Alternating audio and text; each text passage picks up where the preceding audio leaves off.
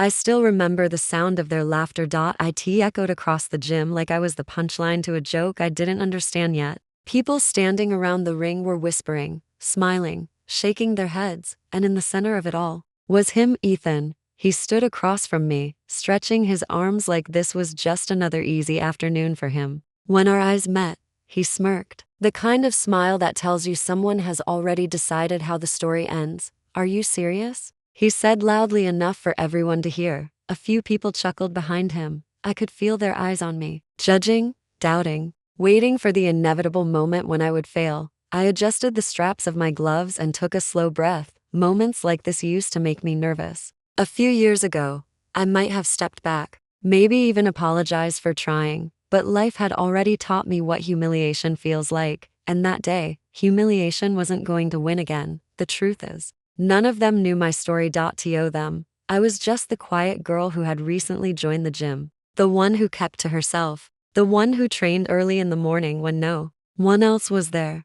They didn't know why. They didn't know what had pushed me to start fighting in the first place, and Ethan definitely didn't know. He rolled his shoulders and laughed. "Again, don't worry," he said with a grin. "I'll go easy." The room burst into laughter again. I stayed silent, because sometimes the strongest answer is patience.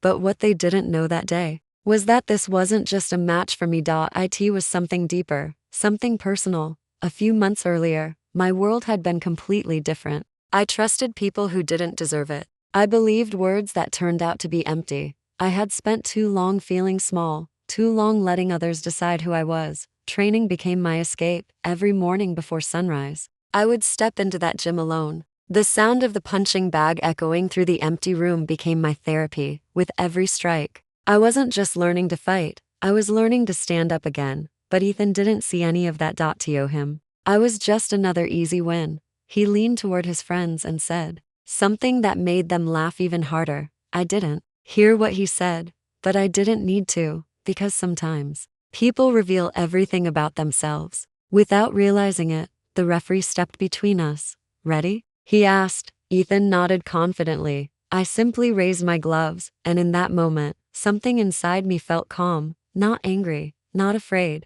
just ready, because what Ethan didn't realize was that sometimes the quietest person in the room is the one you should never underestimate. And 6 seconds later, everyone would understand why. To understand why that moment mattered so much, you have to go back a few months, back to the version of me that still believed in promises. I used to trust people too easily. I believed that loyalty meant something, especially when it came to Ryan. Ryan wasn't just my boyfriend, he was my best friend. Or at least, that's what I thought. For 3 years, we built a life together, shared dreams, late night conversations, plans for the future. He used to say things like, "You're the strongest person I know," and I believed him, until one evening when everything shattered. I had gone to meet him at a small cafe where we always spent time together, but when I walked in, I saw something that made my heart stop.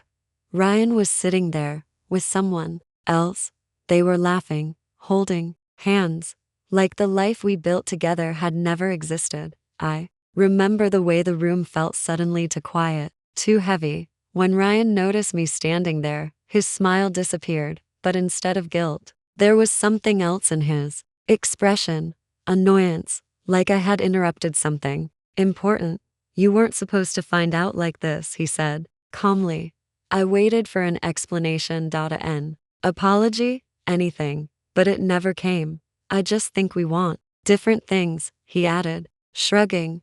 3 years of love, reduced to one careless sentence. That night, I walked home feeling like the ground beneath my life had collapsed. For weeks, I barely recognized myself. I stopped going out. I stopped trusting people, and worst of all, I started believing that maybe Ryan was right. Maybe I wasn't strong. Maybe I wasn't enough. Until one morning, something changed. I passed by a boxing gym on my way to work. Inside, I saw people training, focused, determined, powerful, and something about that scene stirred something inside me. I signed up that same day. At first, it was painful. My arms ached, my legs trembled, and every muscle in my body screamed. But slowly, something beautiful happened. The pain started turning into strength. Every punch felt like I was taking back a piece of myself. the girl who had been broken by betrayal, began to rebuild herself, and that's how I ended up in that gym months later, standing across from Ethan. He didn't know my story, but in a strange way, he represented every voice that had ever doubted me, every moment someone made me feel small.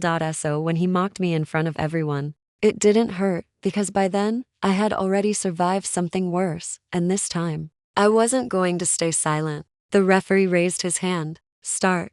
Ethan stepped forward confidently, too confidently. His guard was low, his attention divided between the match and the crowd watching. He thought this would be easy. 6 seconds. That's all it took. He moved in quickly, throwing the first strike. Careless, predictable. Months of training had taught me to recognize that exact moment. The moment when confidence becomes weakness. I stepped aside smoothly. The room suddenly went quiet. Before Ethan could react, I shifted my weight and responded with a clean, precise counter. Everything happened so fast that even I barely felt the motion. But Ethan did. His balance disappeared instantly, and in the next heartbeat, he was on the mat. The entire gym froze. 6 seconds. That's all it took for the laughter to disappear. The same people who had been mocking me moments earlier were now staring in complete silence. Ethan looked stunned, trying to process what had just happened. The referee began counting, but Ethan didn't get up.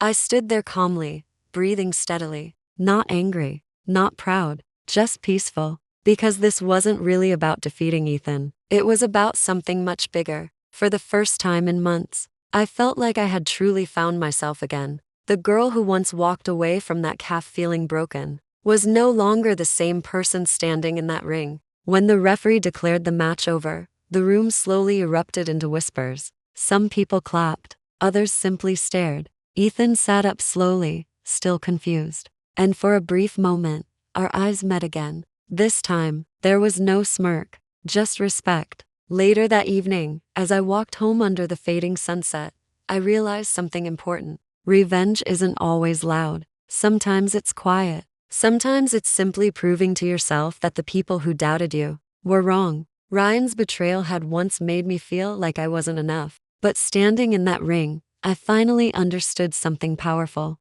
Other people don't get to decide your worth. They don't get to define your strength. Only you do. And sometimes, all it takes is 6 seconds to remind the world of that truth.